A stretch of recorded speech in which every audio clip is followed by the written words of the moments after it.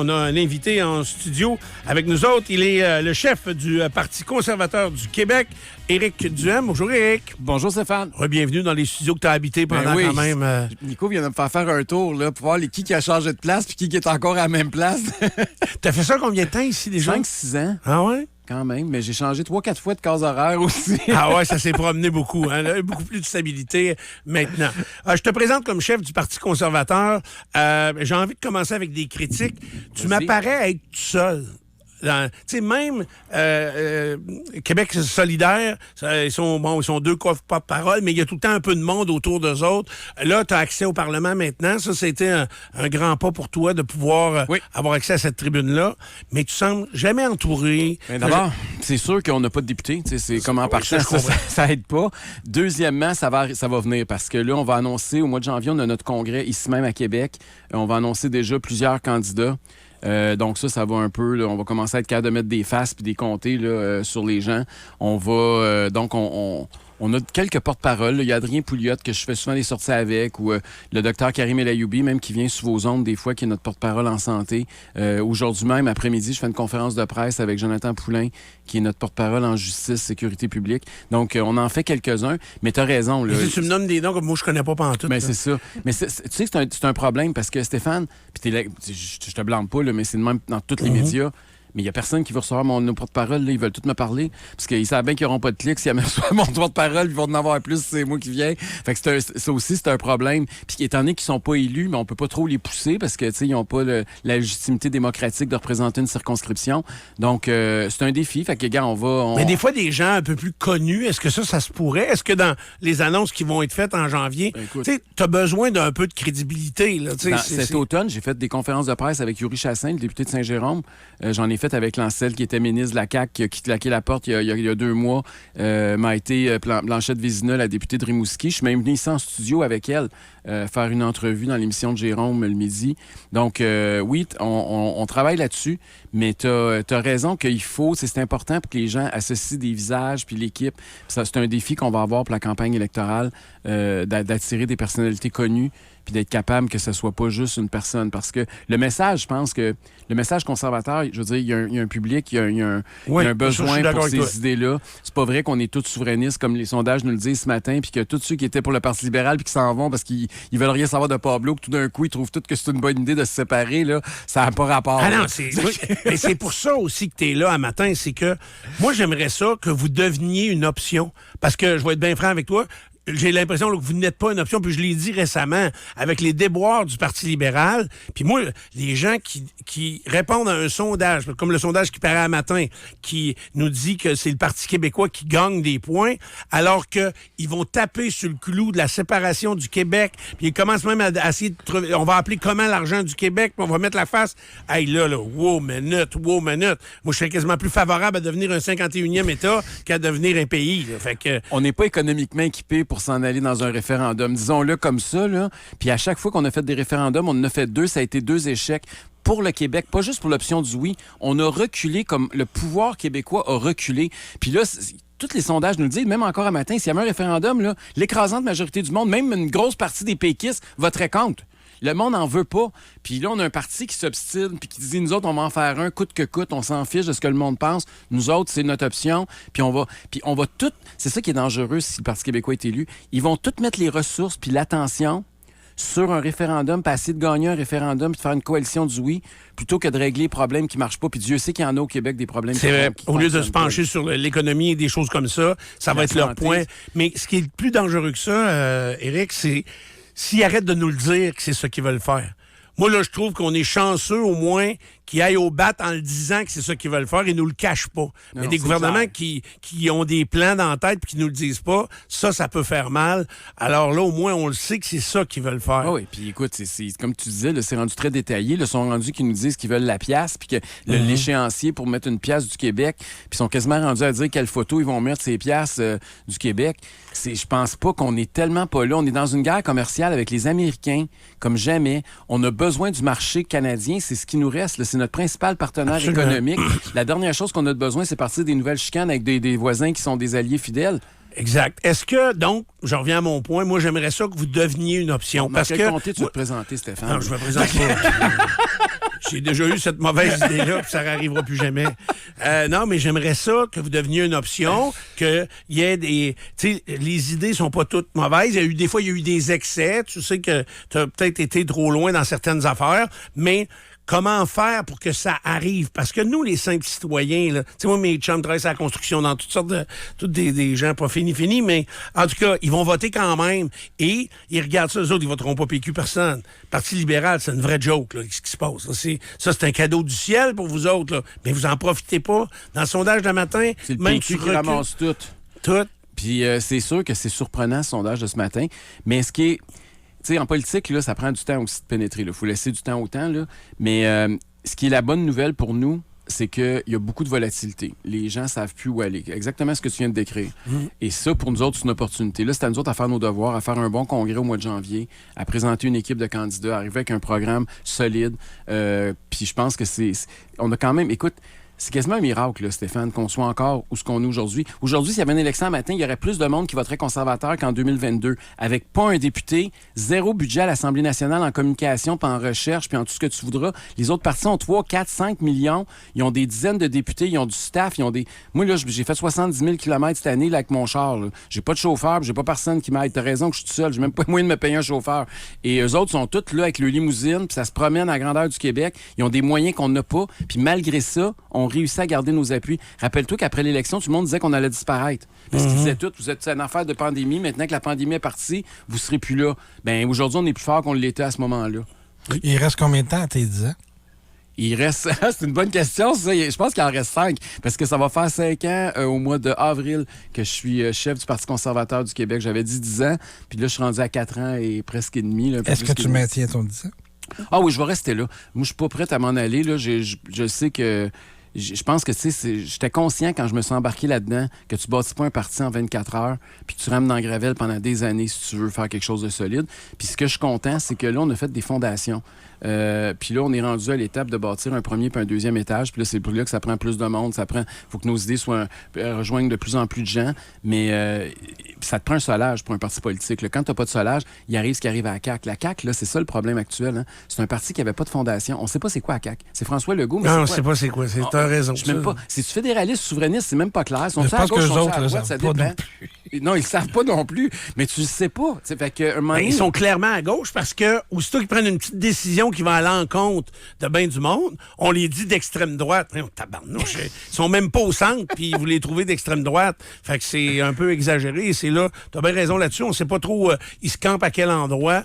Ils ont pris un virage, là, complètement différent depuis quelques semaines ou quelques mois. Ça marche pas. Là. On voit que le monde n'y croit pas. T'sais, c'est comme hier. Je sais pas si tu as suivi ça, mais hier, il est allé rencontrer Bruno Marchand, François Legault.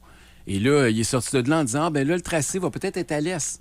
Là, il était rendu, il parlait du troisième lien. Il disait on va peut-être l'amener plus à l'est. Là, j'étais là comme quoi?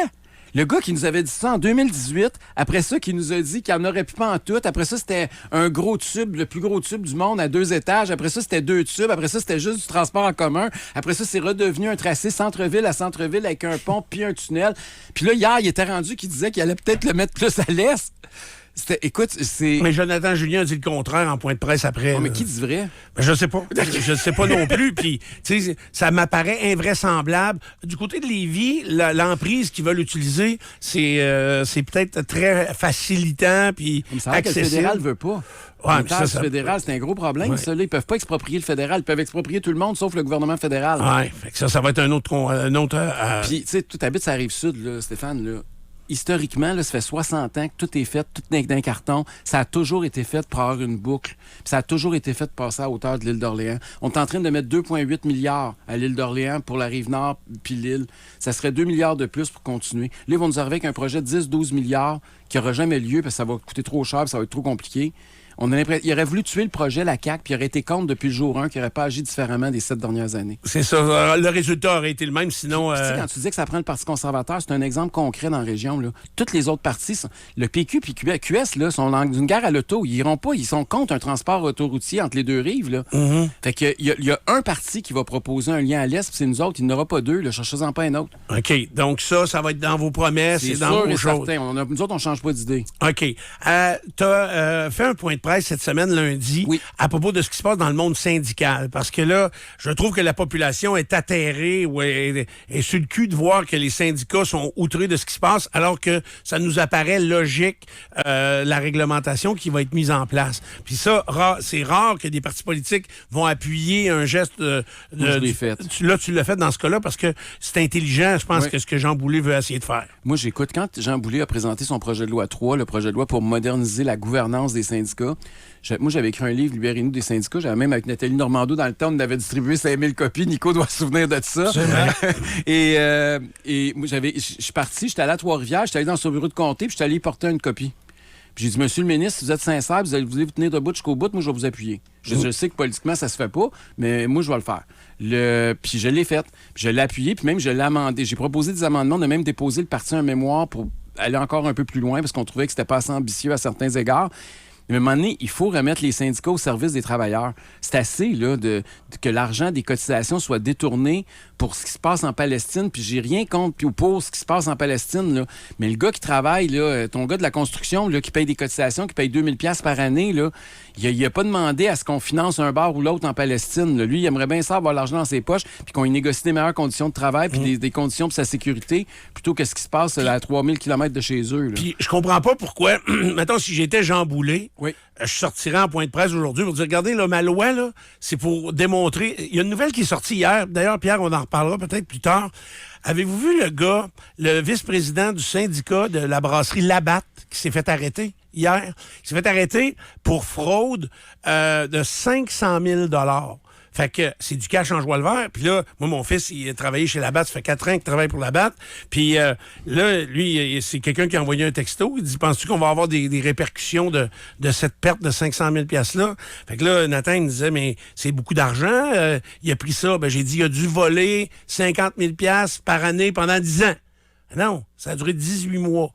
Puis là, je me suis mis à réfléchir. Je dis, comment un syndicat d'industrie, Labatt, c'est quand même pas petit, mais a 500 000 $ qui disparaît avant qu'on s'en aperçoive. Hey, c'est de l'argent en joie le vert, qui n'est pas dans les poches des travailleurs. Comment on peut voler 500 000 $ d'un fonds, d'un syndicat, d'une industrie?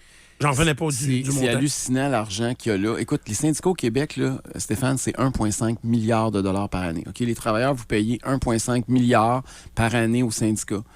Ils disent ils prennent 3 % puis ils font de la politique avec ça. OK? Ça, en partant, ça devrait même pas exister, mais exact. Bon, ils le font. Ça représente, mettons... Puis moi, je pense que c'est beaucoup plus que ça. Ça, c'est ce qu'ils disent. Quand on va justement rendre public les comptes, puis qu'on sait ça, le projet de loi veut ça, veut de la transparence, qu'ils soient obligés de rendre public leurs états financiers. Là. Donc, on l'aurait vu, le 500 000 du gars de Labatt que tu parles. Mais quand on va voir si c'est 3 %, mais mettons que c'est 3 %, 45 millions, là, c'est plus que tous les partis politiques, ce qu'on dépense en campagne électorale une fois aux 4 ans. Eux autres, ils dépensent ça tous les ans 45 millions. Pour passer leur message politique. Passer leur message politique. Il n'y a aucun lobby politique au Québec qui est plus puissant que les centrales syndicales. Les gens réalisent pas ça. Là. On pense que les partis sont bien plus gros et sont bien plus puissants. Non. Nous autres, on a des pinottes comparé à eux autres. Là. Et donc, Magali Picard, là, quand elle pète des coches, puis elle traite le ministre d'innocent, puis elle veut pas y serrer la main, puis elle dit que c'est un pas vite, là. Elle peut se permettre de faire ça. Mais un politicien, pensez-vous qu'un politicien pourrait la traiter de même? Si moi, d'aujourd'hui, je commence à la traiter de tout et non comme elle la traite tout le monde de non, là. Puis, écoute, elle est allée la semaine passée, elle était dans un congrès des métallos. Puis elle s'est mise à m'imiter les braquettes dans les airs, puis la petite voix efféminée. Ouais. Imagine si moi, j'avais ri d'elle de cette façon-là, dans un discours là, public. Sérieusement, ça serait terrible. Ma carrière politique serait finie. Fini. Fait que, mais tu vois, je l'ai pas vu, ça. Elle a vraiment voulu t'imiter. Oui, elle m'a imité, puis elle a commencé à niaiser, puis à dire que j'aimais ça, puis j'avais de l'attention, puis que je m'opposais à elle, puis là, elle disait, faut arrêter de donner de l'attention, puis là, elle a commencé à m'imiter, puis à rire de moi. Puis, tu sais, à la limite, je suis capable d'en prendre des jokes, là, les caricaturistes, puis les humoristes font ça tous les jours, puis ils font ça très bien, puis je trouve ça drôle. Quand Y me caricature dehors avec mes mitaines, dans le Parlement, je trouve ça bien comique. Mais elle, c'est pas sa job, là. Elle est présidente du plus gros syndicat au Québec, là. Sa job, c'est pas de rire du monde en politique, puis d'essayer de les imiter, puis mais... Surtout qu'elle a des membres, c'est sûr, qui ont des idées conservateurs. C'est dans un domaine, si on parle de construction, dans les domaines où la FTQ sont forts, il y a beaucoup de gars, de femmes qui travaillent là-dedans, qui ont des idées conservatrices pas mal plus que péquistes. C'est intéressant ce que tu dis là. Quand elle a été élue, il y a 3-4 ans, la première chose qu'elle a faite était là, tout le monde en parle. 2023. Puis ils ont demandé, c'est quoi votre priorité? Puis elle a dit, c'est de battre Pierre Poilievre et Éric Duhem. Puis moi, je dis que non, c'est le président du syndicat, elle n'est pas chef d'un parti, elle vient pas de se faire élire chef d'un parti. Fait que je l'ai appelé le lundi matin, le lendemain. Puis j'ai dit, moi, j'aimerais ça vous rencontrer. J'étais allé la voir. Puis j'étais arrivé là avec mon livre, encore une fois, Libérez-nous des syndicats. J'avais fait une belle dédicace. Mais j'ai amené un sondage, exactement comme ce que tu viens de dire. J'ai dit, Madame Picard, voici comment vos membres votent, puis voici comment les Québécois votent. Vos membres, ils sont 2 fois plus conservateurs que les Québécois. Puis vous dites que votre priorité, c'est de battre les conservateurs. Pourquoi vous êtes contre vos membres? Puis qu'est-ce qu'elle répond à ça? Elle dit, c'est parce qu'on a donné trop des bonnes augmentations de salaire à nos membres, puis aujourd'hui, ils veulent des baisses d'impôts, puis ils comprennent pas la justice sociale. Il faut leur expliquer. Fait que c'est toujours... Elle est toujours dans une dynamique qu'on comprend. C'est nous autres, les caves, il faut qu'elle nous explique, tu comprends? On n'est pas assez intelligent pour comprendre, mais elle comprend tout. C'est comme les souverainistes, un peu. Ben, on n'a pas compris. Ça en prend plusieurs référendums avant qu'on comprenne. On n'est pas des vite-vite, nous autres non plus. Pour devenir une option, comme je disais tout à l'heure, pour le Parti conservateur, tu as parlé d'Adrien Pouliot, par exemple, qui, lui, est là depuis... Avant moi. Ouais, c'est ça. C'est pas un peu usé, des fois. Tu sais, je regarde les autres partis. Le PQ a été revampé de A à Z. Les libéraux essayent, à coût de 100$, également de refaire l'image de leur parti. Et on serait pas capable de trouver des nouvelles personnes. Tu en as nommé, 3-4. Mais tantôt, je t'ai parlé de, par exemple, Maïté Blanchette-Vézina, avec qui j'ai commencé à collaborer un peu plus. Là, je l'ai dit publiquement. Là, moi, je suis en période de courtisage. Là, je la courtise. Moi, je veux qu'elle se présente pour nous aux prochaines élections. Je pense que ça serait une bonne candidate. J'ai beaucoup aimé ce qu'elle fait et ce qu'elle dit au sujet des régions du Québec. Je pense qu'elle a un discours rassembleur qui ressemble au discours conservateur. La semaine prochaine, je vais être à Chicoutimi. On va annoncer une très bonne candidate en vue de l'élection partielle qui va avoir lieu prochainement. Fait que, tranquillement, je suis en train de faire son travail là-dessus. Puis, je te dirais que c'est du stock, là, mais on a vu pire. C'est-à-dire que quand je suis arrivé chef du parti, là, on avait 0 candidat, 0 organisateur, c'est pas une scène d'un coffre, rien. Là, on est parti à 0-0-0. On a ramassé 4 millions, on a trouvé 125 candidats, on a des associations dans presque tous les comtés. Je pense qu'il y en a 5-6 sur 125 qu'on n'a pas. Fait que, tu sais, on a déjà bâti un solage. Il y a la moitié de nos candidats de la dernière fois qui veulent se représenter. Ça aussi, c'est important parce que ça prend une stabilité. C'est du monde qui ont gagné de l'expérience, sont meilleurs que la dernière fois. Fait qu'on garde nos meilleurs puis on continue d'avancer. Donc, je suis assez confiant. Puis dans la région de Québec, parce qu'il faut parler de la région de Québec, parce qu'il y a 2 réalités au Québec, là, la réalité de Montréal et la réalité de Québec, c'est pas la même. Là. Dans la région de Québec, c'est une lutte à 2. Là. Le Parti québécois, oui, est fort, mais le Parti québécois est concentré beaucoup dans le centre-ville. Mais dès que tu sors du centre-ville, puis dès que tu arrives sur la Rive-Sud, c'est une autre réalité. C'est autre chose. Puis fait que ça va être une belle lutte. Puis je pense qu'on est capable de faire une percée cette fois-ci. On sait où sont nos forces. On est plus organisé, on est plus structuré, on a maturé. Puis moi aussi, j'ai changé. Le prochain débat, puis la prochaine campagne électorale, je la ferai pas de la même façon que la dernière. T'apprends. Puis moi, je vois pas ça comme une défaite, ce qu'on a vécu en 2022. Je vois ça comme une expérience pour être meilleur. Mais ta défaite à Victoriaville, dans Tabasco, ça a fait mal, ça. Là. Très mal. Puis ça, j'ai tout fait. Je te le dis, là, Stéphane, j'ai travaillé comme un fou. On avait une grosse équipe. On a gagné toutes les municipalités sauf Victoriaville. on a encerclé la ville. Et donc, mais on a monté notre score de 11% par rapport à l'élection générale, ce qui est quand même correct. Là. Mais c'est vrai qu'on a perdu. Toutes les oppositions se sont effondrées, puis il restait juste le PQ. Ça a été ça qui nous a fait mal. Hein? C'est que les libéraux, les caquistes, puis les Québec solidaires sont... Écoute, Québec solidaire est passé de 9 à 1%. Fait que ils se sont tous regroupés derrière le PQ et derrière Radio-Canada qui poussait fort sur ce candidat-là. Là, sur le candidat de Radio-Canada. Puis, tu sais, il faut comprendre que nous autres, on veut changer le modèle. T'sais, les autres partis, ils ont beau avoir des logos puis des couleurs différentes, là, ils veulent garder le modèle actuel. Fait que veut pas... Ils finissent toujours par se coaliser d'une façon ou d'une autre. Là. Alors que briser le moule, on est rendu là. Nico? J'ai 2 questions, Eric, pour toi. Il y a le problème que je perçois et que les gens un peu plus centre-droite, disons, perçoivent souvent avec les conservateurs, puis Poilievre a le même problème, c'est de s'acoquiner un petit peu trop avec ce qui est à la frange, ce qui est un peu plus extrême, et donc de vider ceux qui sont un peu plus raisonnable, disons-le, comme ça. Est-ce que c'est quelque chose que tu vas essayer d'éviter dans la prochaine campagne? Moi, là, c'est sûr que la prochaine campagne, elle va être différente. Là. La dernière, on était en pandémie. Là. On s'entend qu'on est complètement dans un autre univers. Moi, la prochaine campagne, je vous le dis tout de suite, là.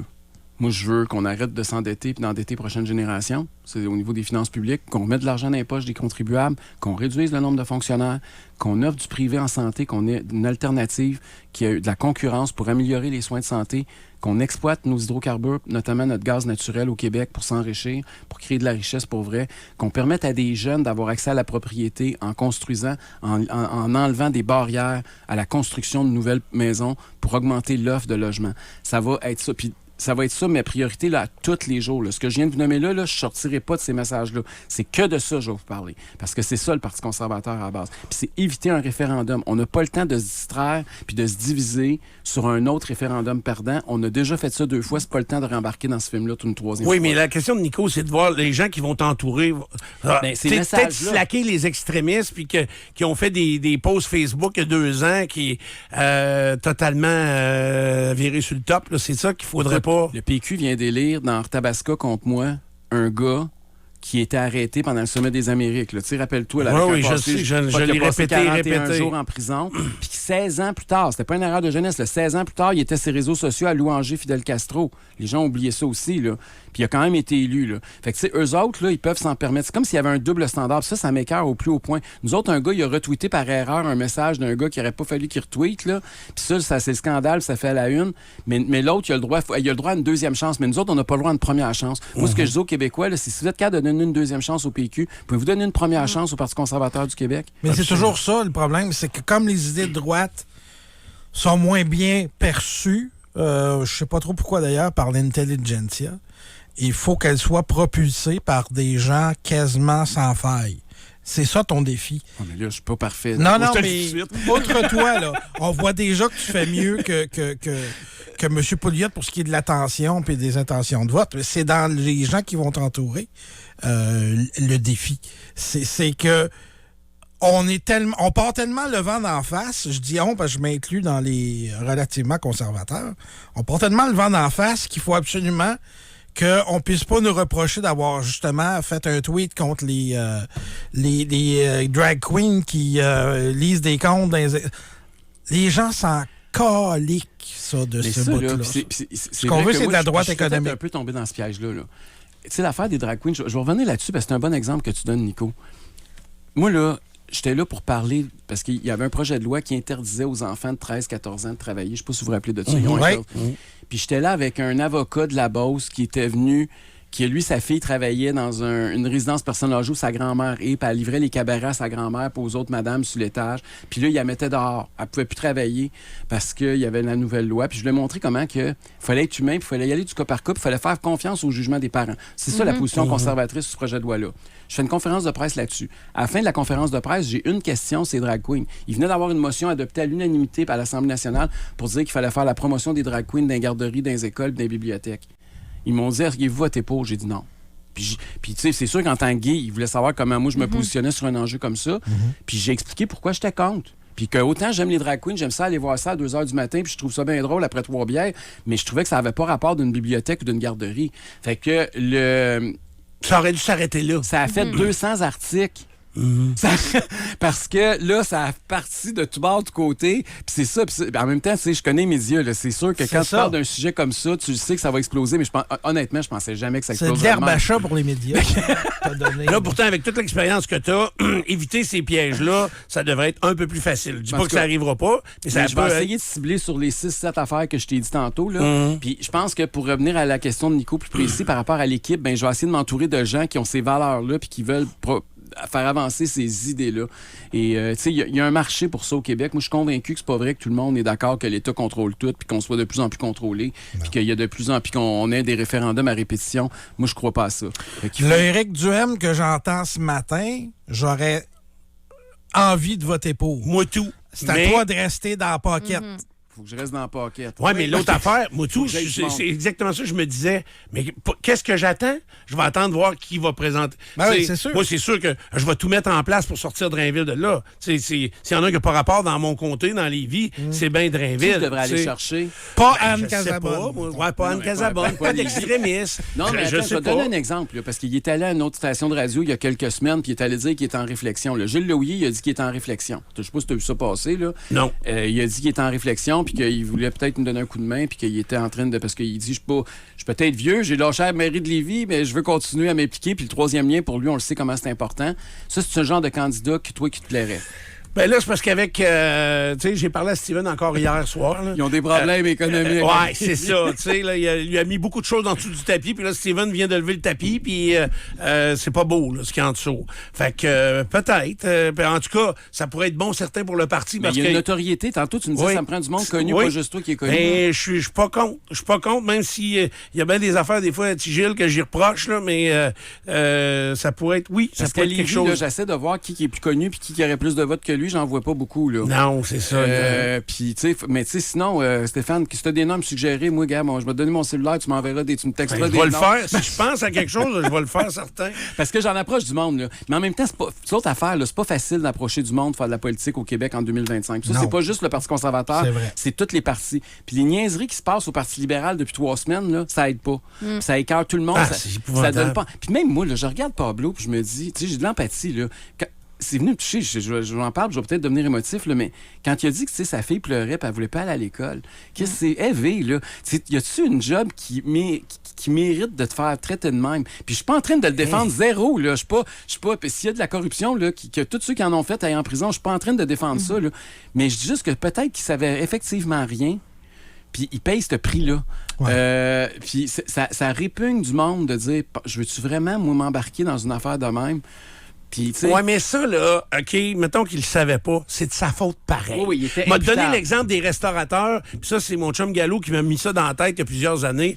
Tu vas dans un restaurant, t'es mal servi, la serveuse est tout croche, puis ton poulet, il est congelé quand il arrive, mettons, puis il est pas bon. C'est pas la faute de la serveuse, mais... Ni du chef, c'est la faute du propriétaire qui est passé là à vérifier sa qualité. Tu sais, t'es obligé, t'as pas le droit de pas savoir ou de pas voir quand c'est toi qui es en haut de la pyramide. Puis, ce que je trouve déplorable, puis justement, hier, on a eu une rencontre avec M. Trottier, qui est notre nouveau patron à Montréal des programmes, tout ça. En tout cas, je sais pas trop son titre, peu importe. Puis, il nous parlait de ce qu'on pouvait faire et pas faire en ondes. Puis c'est un peu la même affaire en politique. On le sait très bien que les textos, des noms qui ont été avancés, que ça a bien de l'allure que ce soit ça.